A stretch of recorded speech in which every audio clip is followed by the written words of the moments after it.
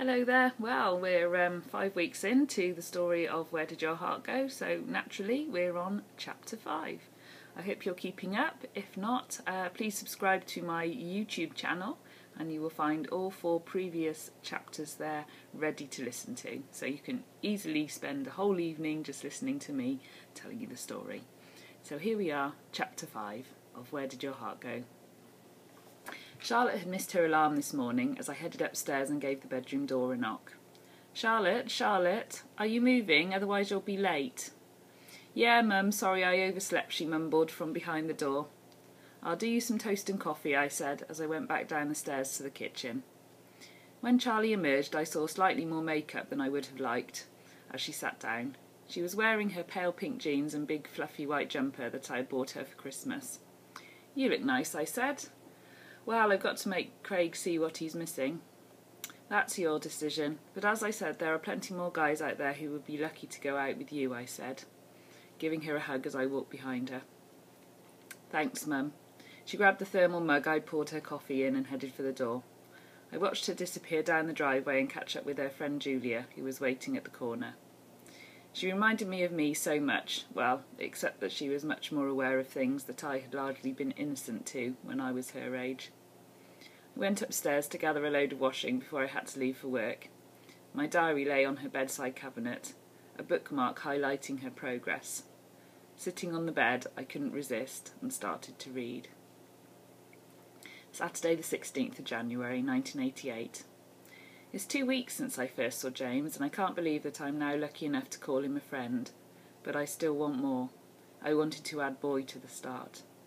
I met Sarah at the corner of the road, and we huddled under my umbrella at shelter from the rain. After a quick browse around some of the shops, Sarah dragged me to the library so she could hand in her books. I grabbed her hand as I saw a sign in the window. Look, Sarah, they need a Saturday assistant, I said, reading the small advert. That sounds good. I'll ask at the desk, she said. With the application form tucked safely into her bag, we continued towards the pool. I could hardly wait to see James again. As we wandered onto the poolside, I saw him up at the deep end, his blonde head next to a dark head in conversation. I grabbed Sarah's arms. There they are, I said. I like a man with dark hair, Sarah replied, squeezing my arm as we slipped into the cool water and started to swim towards them. James moved aside a little so that there was space for us to hold on to the side. Hi, Steph. Hi, Sarah, he said. This is Chris. He motioned to his mate, who turned and nodded at us. I tried to control my breathing as we chatted for a while before we raced down the pool.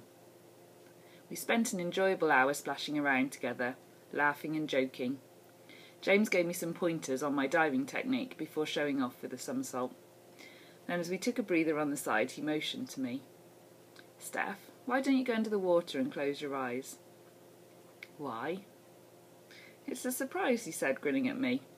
I smiled back and then I ducked beneath the surface. As I waited for something to happen, I felt his hands on my waist, and I almost opened my eyes, but I didn't. He pulled me closer, and then I felt his lips on mine in a short kiss. Startled, my eyes sprang open as I felt the heat of my skin burning like fire. I looked directly into his eyes for a second, and then he pushed up to the surface. I was only seconds behind him as he reached out for the side. My heart was pounding and my whole body was trembling as I tried to keep control of my spiralling emotions. I felt overcome in fate as I clung to the side. I didn't have the nerve to ask him what this kiss meant. Instead, I watched him streak off down the pool and back, racing against Chris. So, she exclaimed. He just kissed me, I replied. I'm still in shock. My lips were ingrained with the feel of his lips on them. Everything felt new, exciting, and wonderful. James made no mention of the stolen kiss, and I was too nervous in case I had imagined it. As we parted, the guys waved and we waved back, then we walked in different directions. Saying goodbye to Sarah at the end of the road, we paused. So what do you think the kiss meant? He likes you more than just a friend? God, I hope so. Chris was nice, but a bit quiet. You like him? Oh yes, he has something about him. I am lying in bed watching the clock tick away. It's gone midnight, and for some reason I can't sleep. I can still feel his lips pressed against mine, and the feel of his hands on my waist when they pulled me close enough. I just felt his lips on mine, soft and firm against the liquid coolness of the water that surrounded us and held us both.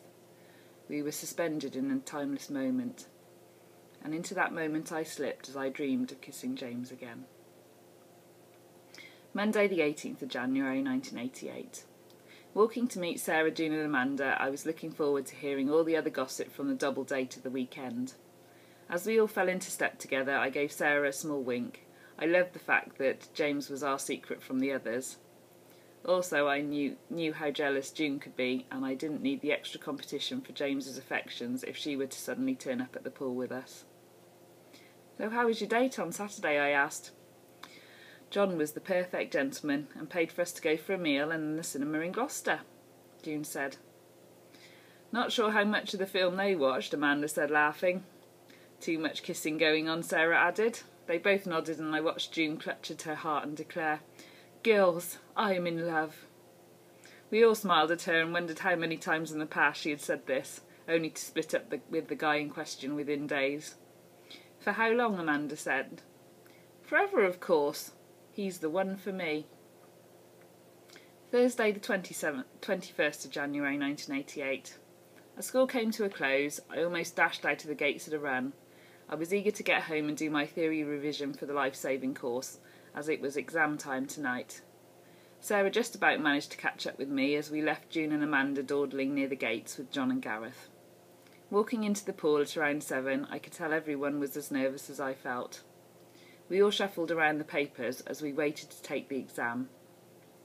Part of it was theory, which went okay. Then we had to demonstrate CPR and the recovery position before we went into the pool. Once there, a couple of the lifeguards took turn to be the drowning person, and we all had to dive in and save them. I wished it was James I was holding, but I also thought it was probably best it wasn't, otherwise I might have been too distracted to concentrate. Once we had finished, James called us all over to the side of the pool. "Congratulations, you've all passed, so your certificates will be waiting for you at reception," he said, smiling at all of us. It felt as if his gaze lingered longer on me, but perhaps I was imagining it. As the pool was free for a little longer, I stayed in and swam a couple more lengths before I got out. I walked across to the reception desk and Elaine handed me the final certificate. I was about to leave when I heard footsteps behind me. "Hi, Steph. I just wondered if I could walk you home tonight?" "Oh, I'd like that," I replied, smiling shyly at him. He held his hand out. "I'll carry your bag." "Are you sure about that?" I replied. I handed him my wham bag with photos of George and Andrew on each side. I saw James give it a look before he flung it over his shoulder. "I take it you like wham then?" he asked. We walked in silence across the car park, and then at the entrance he turned and looked at me. "Turn left," I said. "I'm at the top end of Great Tree, 2nd Avenue. "Oh, I know where that is.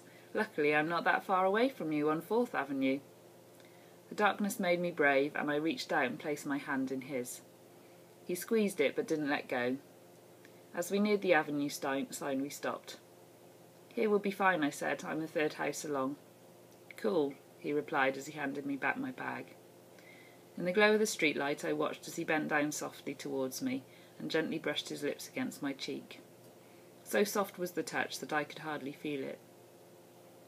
Under the cover of the dark sky he couldn't see the pink blush staining my cheeks. He reached for my other hand and held it in his, passing me a piece of paper before he withdrew. "Night, Steph," he whispered, and then I watched him walk on down the road and out of sight. I carefully unfolded the note that was stapled onto my old diary page. It was ripped and faded in places. How many times had I read and reread this? Even though I could still remember what the note said, I opened it again and gazed at his words from all those years ago. "Stephanie, I really like you and would love to go out with you, but unfortunately I'm moving away with my parents at the end of the January, so it may be best for us to just stay friends. James." Closing it up, I noticed how my hand was shaking. How could I still feel this affected by a note from my past? From the memories streaming into my head that I hadn't thought about for many years. I replaced the bookmark in the diary and put it back down on the side. I had been sat for over an hour and I knew that I needed to get back to reality. Once I'd loaded the washing machine, I grabbed my handbag and laptop and headed out to the car. On the drive into Hereford, I put the radio on and listened to Paul's show. He never failed to cheer me up with his tongue-in-cheek comments between songs. I was looking forward to catching up with the guys at the station. We had been chatting about the possibility of a fundraising event, and I had a few ideas I wanted to throw at them. Well, thank you all for listening again. I really hope that you're getting into the book. If you are and my reading pace is far too slow for you, then you can head over to Amazon and pick up the book there. It's available. Or you can go and check out my website, www.audrinalane.co.uk. And feel free to find me on Facebook, follow me on Twitter, and I look forward to some of your comments. Thanks again. Bye.